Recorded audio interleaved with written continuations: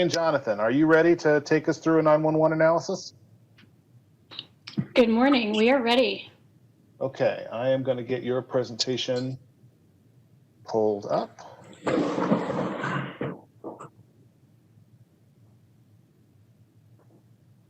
does that look?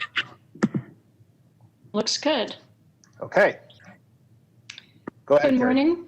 Good morning, Committee Chair Flanagan and Mayor and Council members. My name is Carrie O'Connor. I'm the city's Chief Innovation Officer. I'm joined by my new colleague, Chief Data Officer for APD, Jonathan Kringen, who comes to us recently from the University of New Haven, where he was an Associate Professor of Criminal Justice. Jonathan, would you like to introduce yourself? I'll just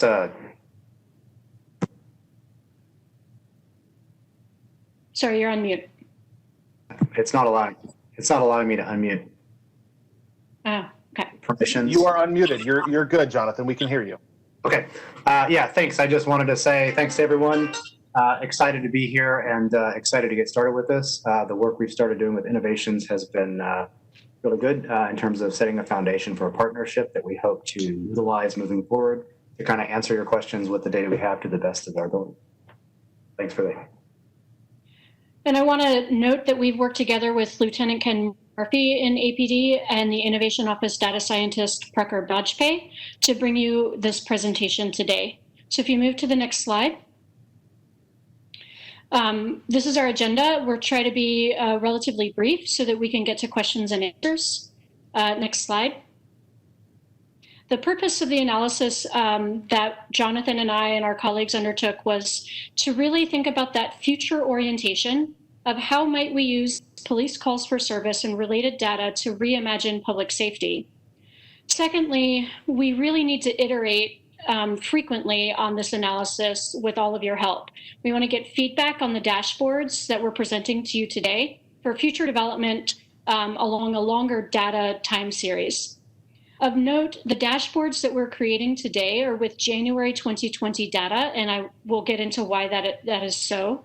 We do not yet offer conclusions given the time limitation of the data that we're using.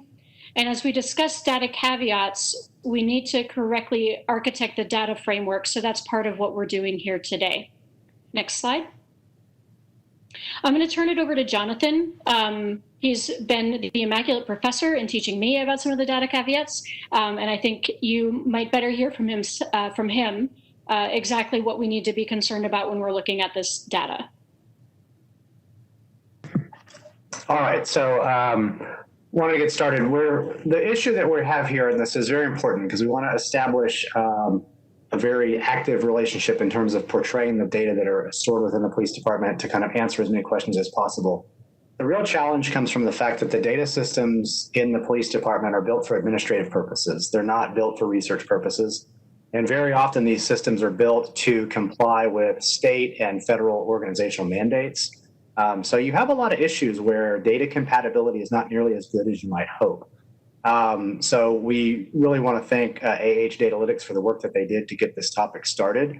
But this kind of gives you a sense what we're going to look at today, sort of how some of these data system issues and the underlying process that drives those data systems uses can render situations where analysis of the data can be incomplete, can be easily misinterpreted.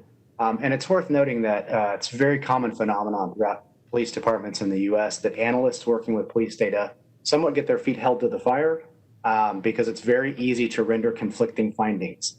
So I hope that this presentation that we give gives you some sense of this and provides a foundation for moving forward. So we can't really think about the data themselves without thinking about the underlying process that generates the data. So looking at 911 calls, we might think about this way. I think about a call coming in and a call taker getting some information and giving that information to a dispatcher. And so when a dispatcher gets the sort of initial bit of information, they're going to assign it some type of problem code. And this is our best guess at that point as to what's happening. But as everyone is likely aware, the general public doesn't know legal code. The general public doesn't know classifications. And many times when you review dispatch data or 911 call data, it's often amazing to hear what people are saying to try to really understand that phenomenon, right? So we're going to take a guess, dispatch is going to take a guess at the best likely event that's happening and they're going to assign that to it. And that basis, both what the event is and features of the event, are going to link it to what Austin Police Department uses as a priority code for dispatch. Importantly, the highest priority codes are assigned to events where it is believed, based upon the situation, that immediate intervention has a public safety benefit, right? So those are the ones we're going to try to immediately get to. Now, when we look at these codes, remember that these codes generally may not actually represent what's happening on scene. So that's one of the problems we get into as we move forward. The other thing that happens is when we think about these incidents, we have to remember the fact that we have multiple officers at times responding. So getting to scene, sometimes you're going to have a primary, sometimes you're going to have backup that's showing up. And so this creates a challenge in that things that are understood at the incident level may actually be incorrect because we have to compensate for the number of individual officers who are involved. So that's one of the reasons why the initial 911 work that AH Datalytics did can't be thought of as a time use study. It doesn't compensate for this fact. So we can jump to the next slide. And so thinking about this kind of administrative problem, what we have is we have these data elements that are being generated, like the number of different primary type codes, the different dispatcher codes, and you have ways that the system is used. So very often, it's very common in police department data systems. It will not be built to do certain things that would be very useful. And so a process will be developed where the system will be used in a way it can be used to actually do things. So a very common thing here is that you might notice if you ever look through Austin Police Department data, some of these problem codes will have letters in front of them, like a Z and an X. And what does that mean? It's alphabetical. So that's the way that we move data down the screen because that's not a feature that exists in the current data system. So there are all kinds of little nuances that happen because of the way that the system is being used. So the computer-aided dispatch system, the CAD, is on the front end. And this is collecting these data that we have based upon what's being called in, what's being given to the dispatcher, and what the patrol elements are doing related to that call. So on the back side of it, we have an entirely different system, the records management system. And all of the information that's post-incident, everything that tells us what the officer actually concluded happened, anything that they did in response to it, really exists in that entirely different data system. So we have an issue of needing to link these data systems together to understand what's really happening. We can jump to the next slide.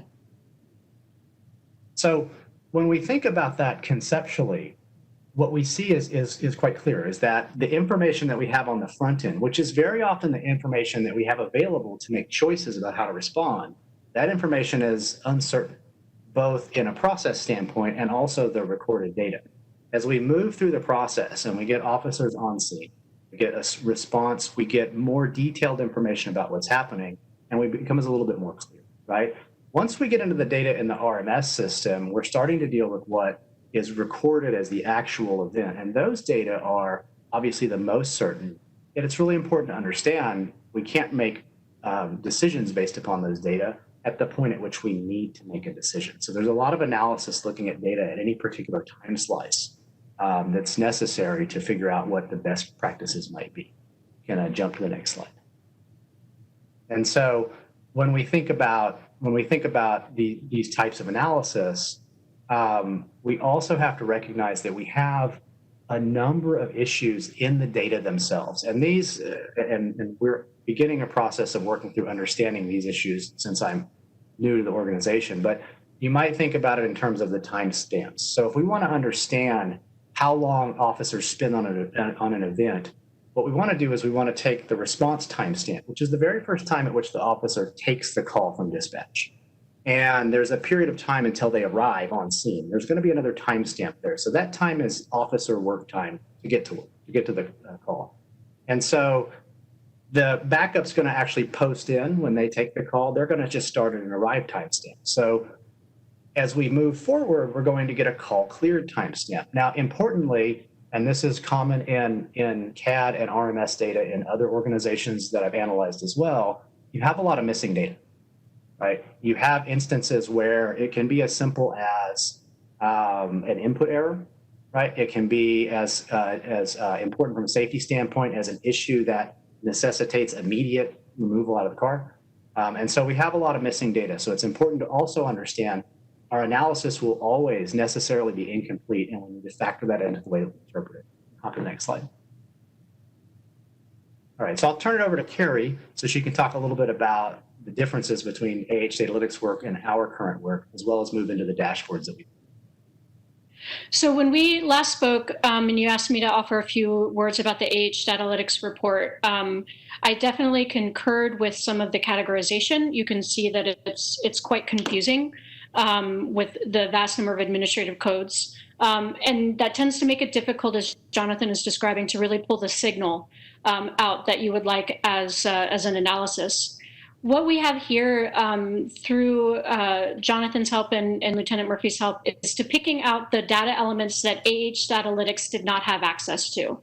So if you only have the initial problem code, you may try to derive which one is officer initiated and which one came from a caller. I know because I tried to do that with the initial data set. But when we could look for another data element, it actually was very clear which one was initiated by an officer and which one was initiated by a caller. For the time spent analysis, we were able to get the data element around either a primary or a backup officer and the timestamp that they arrived. And we were able to get a look at some of the update codes for both the initial problem as well as the priority. As we move forward in this work, we'll be crossing over into the records management system to find out how the disposition code was updated, as well as linking it to any arrest records and getting the FBI offense codes, the NIBRS codes. As I was doing my own sort of independent desk research, I could see everybody from the Police Data Initiative to the 911.gov to a bunch of different organizations talking about nationwide updating to NIBRS from the UCR codes. So I think that that's also at play in how we really categorize this work. Without access to these data elements, the Datalytics is necessarily incomplete. But I think, like I said, it was a really good start in getting us to think about how to make this contextually and locally complete. Next slide. So therefore, we're getting ready to move to the dashboards, but I want to reiterate that because of the complexities of this data and wanting to get it right, we're working only with January 2020 data. We wanted that smaller sample size to make sure we get our data architecture correct. We wanted to honor, unpack, and align those lines of inquiries that I asked all of you to send me, as well as ones we've received from civil society groups and management that helped us make sure that when we're pulling some of these data elements and putting it together, we're honoring what it is that you want to get out of the data. Hopefully, with those in mind, we'll get your feedback on the dashboards and make suggested changes and update it with a longer time series. I would note that the January data was pre-COVID for the most part. We hadn't really started implementing any protocol changes, but I'm understanding that around March, April, you'll see variations in the data because of how officer protocols had changed in response to the pandemic. Some sample lines of inquiry that I received was time spent on mental health calls, time spent analysis, repeat properties and signals for preventative intervention. If we have a no report signal, does that mean we can solve for it differently because it didn't require moving forward in a legal sense? What are the ranges of disturbance, different problem types? Like you'll see disturbance other, disturbance service, disturbance urgent. What does all of that actually mean? What is the time spent on specific problem types? And maybe what is the day of the life of an officer according to this data? Those are some of the questions we received. And if more come up, please do send them my way. We'll make sure we'll continue to tailor the data available to answer these questions. Next slide. So I'm going to go into the dashboards and visuals. There's only one we're going to do a live demo of right now. But in this presentation, there's a link to Tableau, where all of these dashboards are publicly available for anybody to look at and provide us with feedback on any changes that you would like to see. So I have some screenshots, and one of them will go into a demo. Next slide. This is a screenshot of a general call for service. Here you can see the data broken broken down by service priority. In the back of this presentation, which we will not be presenting on screen, but what we'll make sure everyone has is sort of an archive of what these definitions are, right? So 0 is the most urgent, where property or life is in danger, and everybody's on the scene, and the police response will make a difference between life or death. So it's really urgent, all the way down to 3, where that is not the case. The police officer response on the scene is not critical to saving lives. Maybe someone's already left the scene, and that sort of thing. So you can see the degrees of severity of priority, and you can see that through police sector along the bottom. You can see how the different priorities are shaped throughout the time of day. We have some real spikes in priority 3 calls towards the end of the day, whereas priority 0 calls are relatively stable throughout the day. We have a count of primary and backup police officer responses. So this is where we've counted every single primary and backup officer who has responded to each priority. And then a time spent analysis, we've broken it down into 2 parts. The first part is the average response time, so when the call comes in to when the primary officer arrives on the scene, and then the average time on scene, which is the time from when the primary and the backup officers arrive on the scene to the time that the call is cleared. So that we have some different ways of breaking out the data here. If you go to the next screen, this is one where we'd like to actually do a quick demo. If you could, Councilmember Flanagan, look for the one that's the officer initiated versus dispatch. There we go. Yeah. So in this dashboard, we've tried to break apart the different trends by whether a call was dispatched from 911 or whether the officer initiated the call. What we've done here is you can see that in January 2020, there were far more dispatched calls than officer-initiated calls. We have a list view of the problem types, the initial problem types, but you can also look at it relationally. It's the same data, just 2 different views. We have differences in trends in the calls received by hour of the day. The bottom left corner, you have count of calls by disposition. So here you can see whether a report was written, no report was written, whether it had a mental health flag is also in the disposition. You can see the count of calls by police sector and count of calls by priority and a time spent analysis. So this dashboard is interactive. So Councilmember Flanagan, if you were to click on the relational view, if you were to click on Disturbance Other, you would see the tooltip pop up like you just did, and then you'll see the entire dashboard start to render. If you go ahead and click on it, the entire dashboard renders the changes about the calls that were dispatched for Disturbance Other. If you click on that same thing again, the Disturbance Other, it'll return the dashboard to its regular state.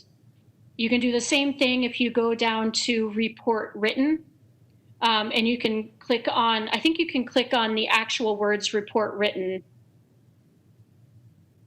and you can get the data for both dispatched and officer initiated where reports were written. If you click on that same thing again, it'll return the dashboard to its original state. So if we can go back to the presentation, I'll show you 2 more screenshots.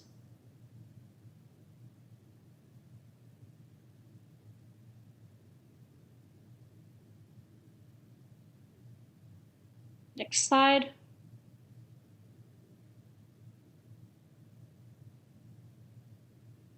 Sorry about that. Maybe I should have made the images a hyperlink. We've created a mental health dashboard for January 2020. And in this view, remember it's January 2020.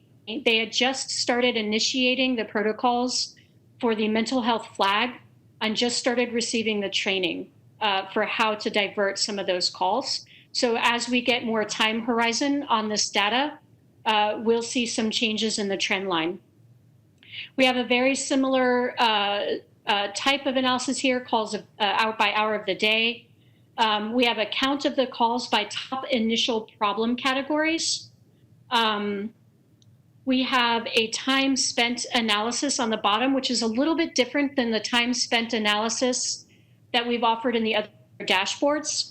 For mental health calls, there's such a wide range of how much time officers may spend on that call that we thought we would give you more of a view of the edges, including the gray band. The darker gray band is really where the median is on the time spent analysis. Again, we have a count of the primary and backup officer responses, but it's categorized here by whether it's a confirmed or potential mental health component, whether the counselor was transferred to an eligible call, and we have a few that are not categorized. We anticipate probably making some tweaks to this with your feedback, and as we pull in more data from a longer time horizon. If you go to the next slide.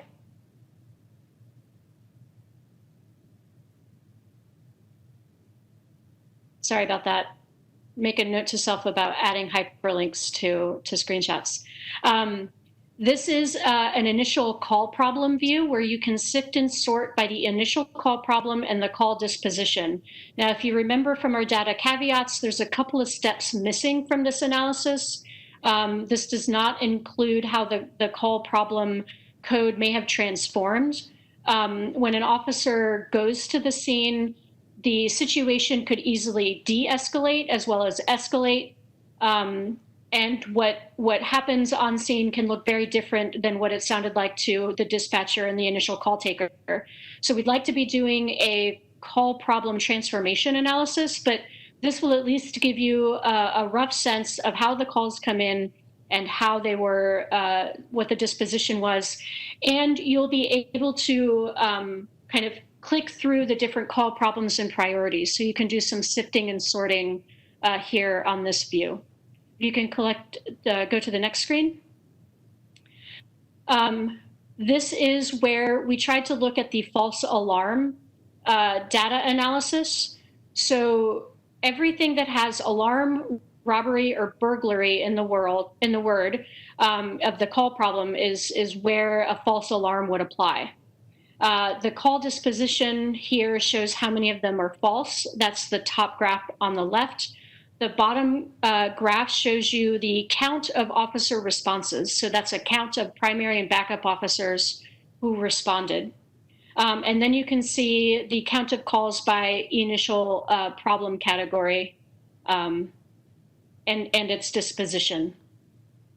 There's more to be done, I believe, on this false alarm. As I was looking at some literature about different analyses people are doing on 911 calls for service, Manchester in the UK did a fair bit of data modeling using officer experience as well as the data to determine what we might actually be able to do to lower the number of false alarm calls. My understanding is right now we try to offer a disincentive for repeat false alarms by having a fee associated with that. But I do think this might be an example where some data modeling and learning of an algorithm over time might help us try to get predictive or proactive around this. As noted by some, you don't know it's a false alarm until you get there. But this is where perhaps machine learning might be able to aid us in the future. Next slide. So this brings me to next steps in a future analysis. We definitely want to extend the dashboards to a longer time horizon. We want to look at call problem transformation and continue that journey into the records management system, the RMS data. We'd like to look at call outcomes. What is the ultimate disposition when it comes to the criminality element, the NIBRS code that is formerly discussed in the AH Datalytics as the UCR code, since that seems to be an area of interest for people. False alarm, continued analysis, and how modeling and prediction might be able to help.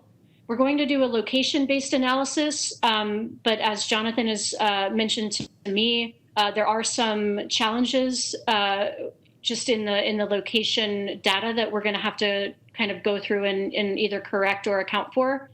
I'd like to take a look at the gentrification maps and calls for service correlation. The Innovation Office I-Team has been spending the better part of a year and a half working with neighborhood housing on gentrification and displacement. We do know that gentrification stages can signal the uptick in evictions, at least in a pre-COVID era. And so it might be interesting to see if there's any correlation with calls for service and say pre-stage gentrification or susceptible stage gentrification areas.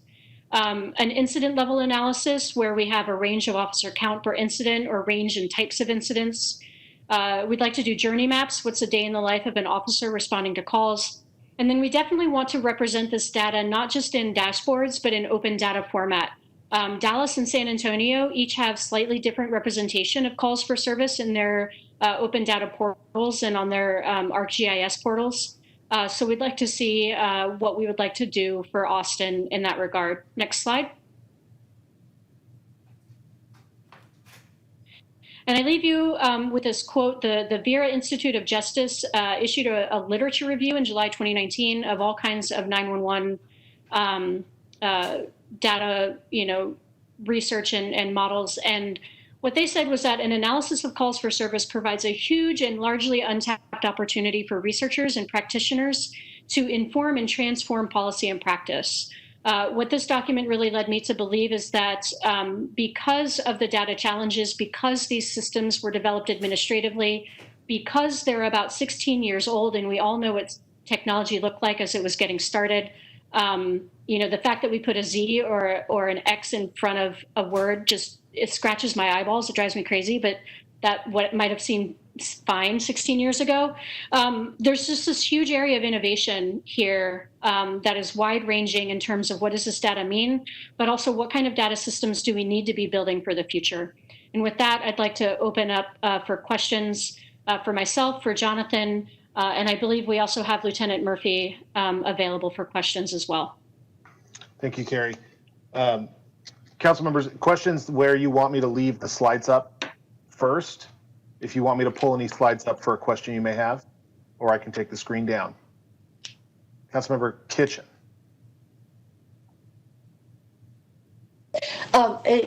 Could you, well, first off, let me just thank you both.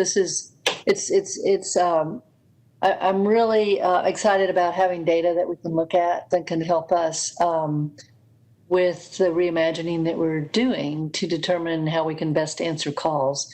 So can you go back to the dashboard you've created around the mental health calls? Mm-hmm. Now, I think I want to just make sure I'm understanding, and let me back up for a minute. This data is going to be made available to us, or perhaps it's already in our inboxes, right? It is, yes. I don't know if it's in your inboxes, but it's been given to Katie Powers, and the Tableau dashboards are live currently, yes. Okay. All right. And so the public will be able to see it also. So, yes. Okay. So this is 1 month, right? And correct. So so one question is, you'll be continuing to do this for all the months, right? Is that yes. the plan? Okay. Yes. Is there any conclusions that you drew from this data at this point? I understand the presentation on the various parameters and limitations that you just spoke to, but is there any conclusions that you would have that you think we could take from this page? I would say not, actually, other than this is a good view into the very first month that they really had a lot of implementation on the mental health flag. I believe December is when they started implementing. So this would be the first full month of implementation. It might point out to us the level of calls that are potentially available to divert. Would you say that, or what do you think? Yeah, I mean, I would say that, and at your recommendation, I had a conversation with BJ from the Meadows Institute, and she had indicated that there really hasn't been a lot of study in the call problem categories and their correlation. Like, she has a hunch based on her work across the state of the top areas and maybe some areas that are underestimated or underlooked at. But I think this would be the beginning of really taking a look at how the initial problem categories relate to mental health and what changes we may be adjusting to over time.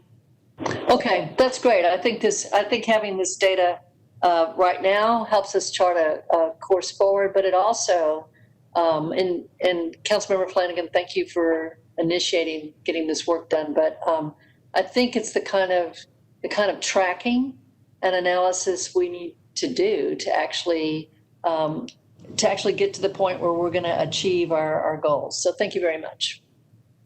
And really, thanks to the whole council and for staff for all leaning in on this 911 call analysis. I think we've all been asking for it. Mayor Pro Tem. I have just more of a comment. I think that, this information is, that last quote really just summarized my thoughts as we were going through this presentation. And I feel like we really haven't dug in to this enough. And I'm glad we're doing it now. And thank you for staff and our chair for allowing us to have these in-depth conversations, because, so much of what happens on a 911 call is based on the response. And if we can, there's discussions about making dispatch independent. And if we can get, this is where I feel like the real reimagining comes into play, is that's, that split second when that call comes in and what questions are asked to determine what the response is so necessary to what the response is. And so I remember we had the discussion about the initial 911 call, and I'm sorry if I missed this in your presentation. If I remember correctly, the initial call is, do you need fire, police, or EMS? And did we add or mental health? Is that part of it now, fire, police, EMS, or is this a mental health? Go ahead, Councilor. I'm gonna have to defer to Lieutenant Murphy on that one. Before bringing him on, I will remind everyone that in February 2020, the Auditor report on 911 operations came out, and it does include that more holistic view. So my earlier slides really only tried to link the police data elements to the process, but the larger process for 911 operations, do you need police, fire, EMS? The Auditor's report does a good job of that overview for anybody who wants to read up on it. So if Lieutenant Murphy is on the call, I believe he can answer about the mental health question. Bringing Lieutenant Murphy in now. Good morning, council members. Can everyone hear me? Yep, sound great. Thank you. So, Mayor Pro Tem, we have not instituted the fourth question yet into the initial triage of 911 calls, because in order to do so, we really need a crisis counselor on scene here at the dispatch center 24 hours a day. Because of the way the system is set up, we have automated greetings, and we cannot have duplicate greetings or two different greetings based on time of day. We can only have one. So the hope is this next budget year, we'll be able to add or have a crisis counselor on scene 24 hours a day, so we can add the mental health question or option to the initial triage. Would you happen to know if that's in the proposed budget, the additional crisis counselor? Yes, ma'am, it is. Okay. And then Lieutenant, I believe most of my experience in this is from the fire side, and I believe it's actual sworn firefighters that are in dispatch. Is that the same? I don't think that's the same for police, though. Are they sworn dispatchers? No, ma'am. Everyone is civilian, with the exception of me. Okay. That I manage and oversee the division. We have civilian 911 operators, call takers, and civilian dispatchers, and then of course civilian supervisors. Okay. And could we get a possible like synopsis of not now, but can you send council members what kind of training those call takers get? Yes, ma'am. We have different training, and I won't go into the details, but I will send it to you. But we have a specified training path for 911 operators, and then a different training path for dispatchers because they're different job functions, equally as hard, but different. Yeah. And then last question: is EMS sworn call takers, or are they civilian? EMS, they're all sworn, just like fire. Okay. Yes, ma'am. Okay, thank you. Yes, ma'am. I would be interested also in whether or not we want the first question to be that question. By chance and anecdote, I had a constituent email me this week saying that her house was struck by lightning, and she was so glad that APD showed up to make her feel better. But it seems if there's a lightning strike, you send a fire truck because the danger seems to be in the structure. So, I think there are a lot of dispatch questions about what resources we're sending to what areas. I'm going to take the slides down for a moment. Councilmember Poole. Thanks. And of course, my appreciation to Carrie and her staff, and Jonathan, it's nice to meet you. This is really good work. I appreciate digging into the data. And for me, it's kind of a realization, this overall presentation is kind of a realization that we've been making, the city has been making decisions, and we've all been crafting our assumptions about crime on the data that you hear are showing has holes in it, and it's incomplete, and in some ways potentially unreliable in the past. And I'm not being critical or disparaging. I'm just trying to capture the presentation that you've provided here in what I hope is an honest way. So I think it looks like with the data that you started collecting in the beginning of January that we have progressed by light years, both in our systems and in the data and how we are categorizing it from the early data collection. So I'm really optimistic that our understanding of crime in our community will be more accurate and more robust, and will be, frankly, more helpful to us as policymakers and future councils as policymakers in making sure that we are actually addressing the level of crime that we're able to measure. Am I right in that assumption? It looks like we're on the road to better measuring and accumulating and interpreting our data with the new system. Councilmember Poole, I would say that we made a lot of progress in our analysis and our understanding of the data. I think Jonathan coming on board and our data scientist Prucker coming on board, capabilities that were sorely needed. However, our systems still are 16 years old. The CAD system, the computer-aided dispatch system, I'm led to understand, was originally an EMS system. And so certain category changes they cannot make because the system doesn't operate that way. So I think this is the beginning of a shift, but we're desperately going to have to look at technology and to get it to where it ought to be. I mean, a lot has changed in technology in 16 years. And my understanding of the whole public safety arena, based on my conversations during the Obama administration with a lot of officials back when I was in the federal sector, it's largely untouched by the modern design movements, right? Where you would have a lot of user-centered design, user experience design on the interfaces. You would probably have a lot of content strategy, categorizations. And the dispatchers would have a much more seamless ability to navigate instead of putting an X or a Z in front of a problem code in order to get their screens to render the way they need them to. So I think that there's still a lot of clunky things going on in the background. I often say that people in government have to run a marathon in ski boots, and we do it gladly. But as the years move on, we really do need better technology tools at our disposal to meet the needs that you all set before us. I think that's true, and I think that this dais is well positioned to push very hard on that particular topic. I think just about everybody is interested in the array of communications that we have within the police department and throughout the city. And I just think that's pretty exciting opportunity, and we can really make a difference and actually see it. And then just the second thing I'd like to offer, and then I'll be done. With regard to the gentrifying areas, that one slide toward the end of your presentation, I would be interested at some point when we get the data better organized and it's more robust and accurate, I'd like to see whether and how crime may change in areas that are gentrifying.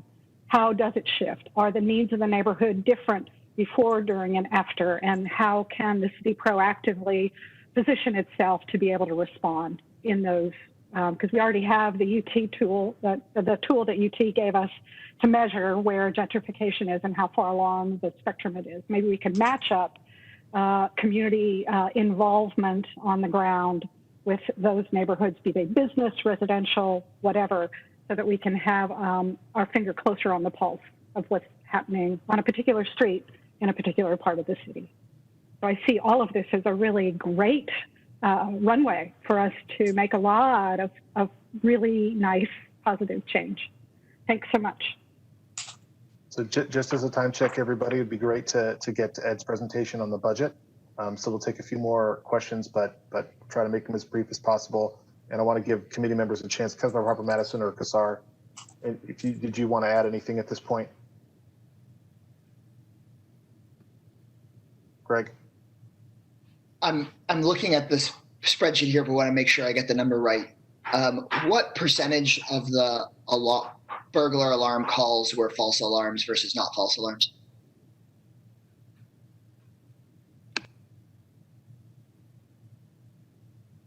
Carrie, I think you're on mute. Sorry, I'm having to pull up the dashboard. While you're at it, is there any way for us to know residential versus commercial on that front? Oh, yeah. Thanks for bringing that up. That is going to have to be correlated to a different database. So I understand it's related to a permits database. So as part of the location analysis that we'll be doing next, we'll be cleaning up those location data elements, and then we'll be asking to pull the permit data so that we can cross-reference between another database to get that information for you. Percentage-wise, we don't have percentage here. We have counts. Would you like me to transform or to put in an element here? Just give me the counts, and I've got a calculator on my phone, and we'll. Oh, great! Because mathemagics. Count of calls by disposition. The false alarm is 2,091 for the month of January 2020.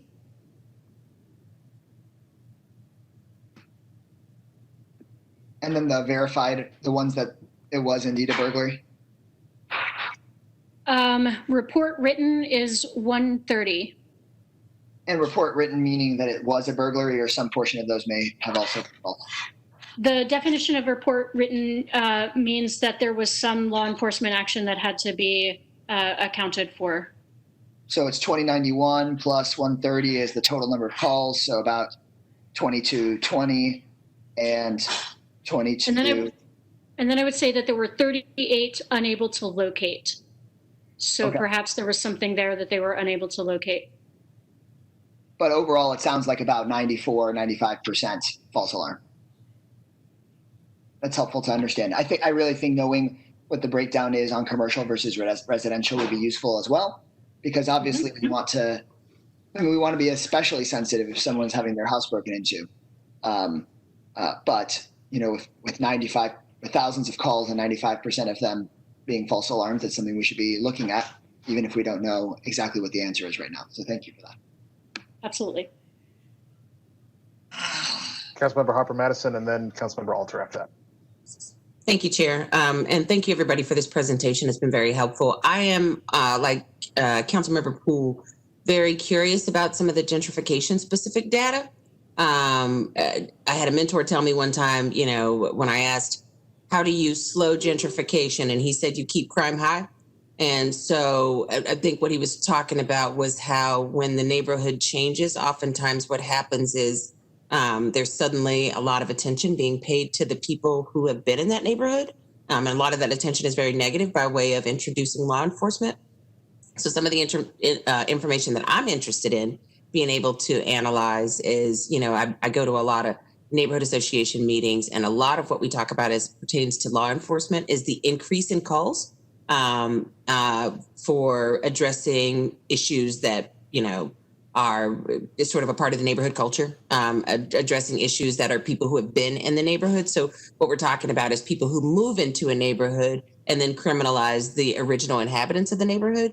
And so I'm curious about something that we struggle with in various parts of District 1 is people making false reports who call and, when they make the report to dispatch, they say people are fighting or they say, some other thing. And then when law enforcement arrives, those things aren't happening at all. It's people who are sort of hypersensitive to their original neighbors and they want them to not exist and or bother them with their sounds or their presence. And so I'm curious to get that data and try to figure out how many of those calls result in, especially the, sort of rapidly gentrifying areas, how many of those calls result in no action whatsoever? How many of those calls result in law enforcement arriving and saying that this was not a law enforcement call, this was an inappropriate call, this was a false call, I'm curious about that, because one of the things I'd like for us to start digging into is holding people accountable for making false reports and calling law enforcement and involving law enforcement unnecessarily.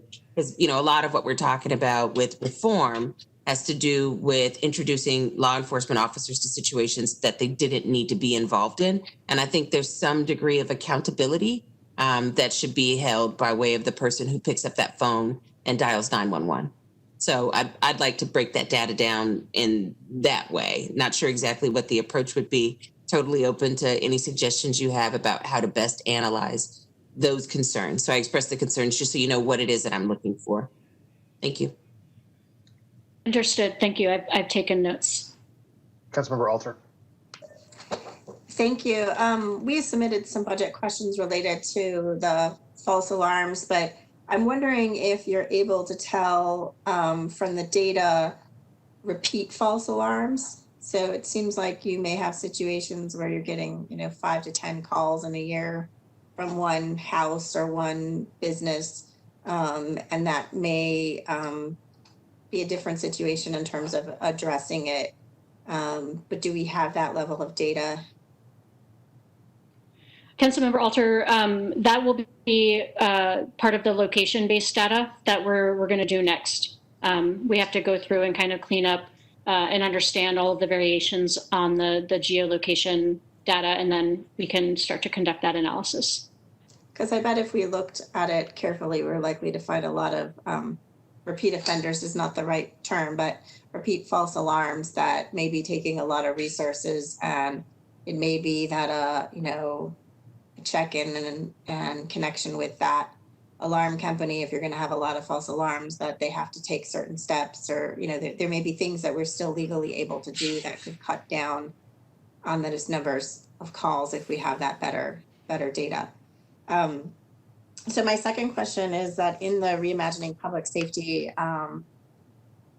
sheet that the city manager gave us about his plan for reallocating the $11.3 million in funding to alternative public safety strategies, there's a piece in there that's a $2.3 million reallocation within the APD budget to replace the department's 15-year-old records management system, which will allow for more efficient records keeping.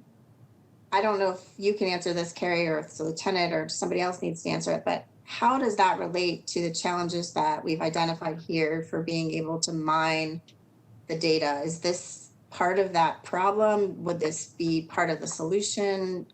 Can you tell me a little bit more about what that $2.3 million is funding and how it relates to the opportunities for data mining that you've been talking about?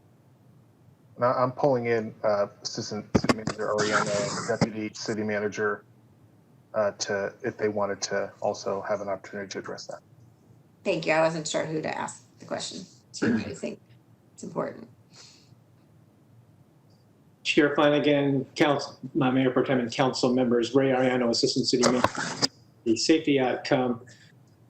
So I don't have the technical background or specifics, but I would say generally yes. We are operating, as I think was briefed in a previous session, that the records management system is old, and I think as Carrie O'Connor had characterized, had been built around a different or specific system with regards to EMS, and so we are looking forward for the opportunity to update our system so that we can capture the information that can be very helpful in determining how we might reimagine public safety. I think either Lieutenant Murphy or perhaps Chief of Staff Troy Gay, who I think is already also in the attendees section, can more specifically address what are the particular features that we're looking for that would be inclusive in a new records management system.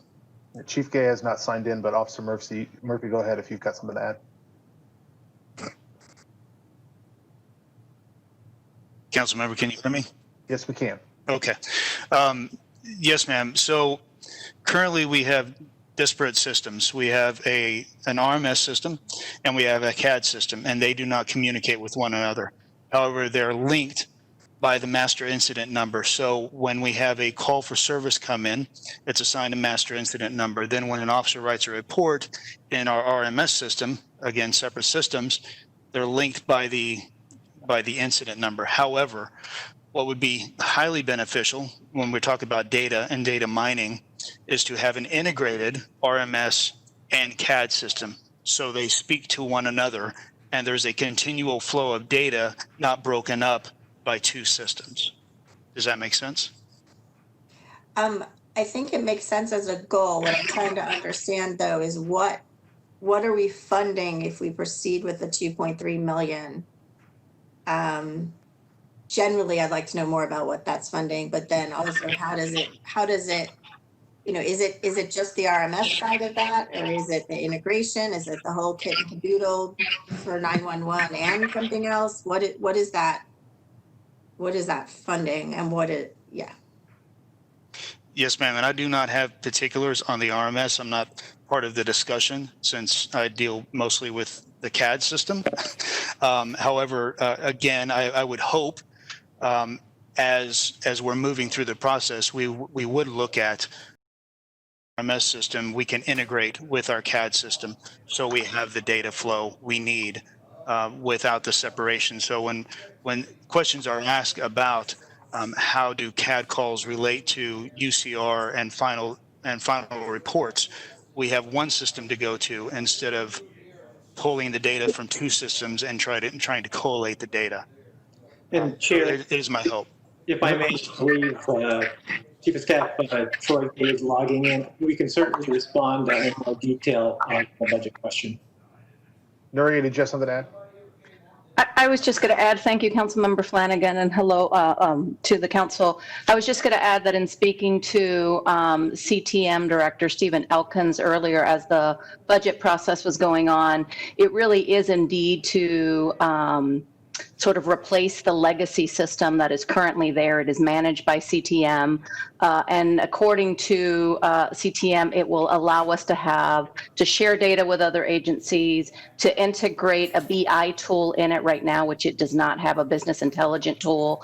Today, they use a third-party business intelligence tool. It'll be able to integrate into third-party systems like CAD and have those better workflows put in. We can certainly share with you some additional bullets, but it is intended precisely to not only better communicate between our systems, but frankly, the belief is that it'll help us continue to bring out the kind of analysis that we're looking for right now in the 911 data and do that in-house.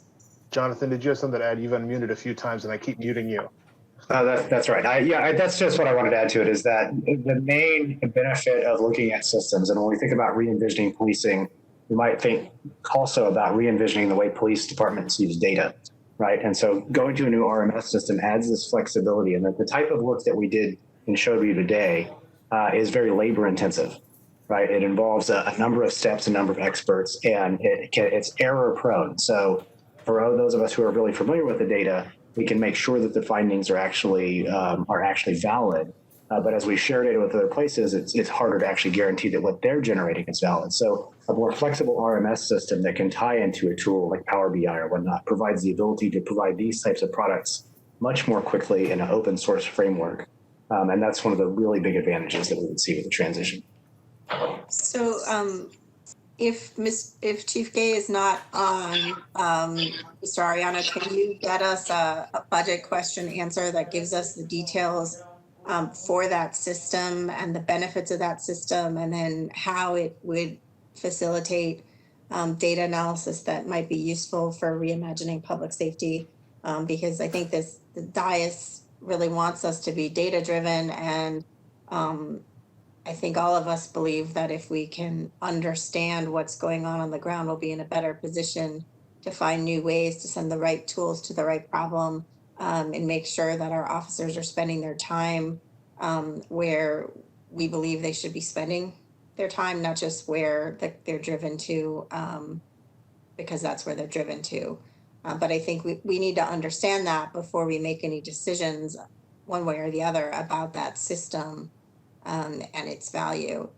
The other part of that is I'd also like to know the timetable for that.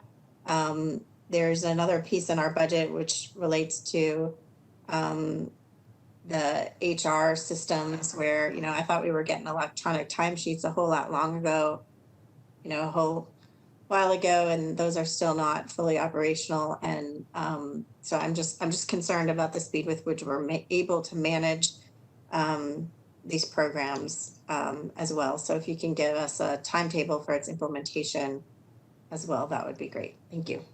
You do have to follow up on that.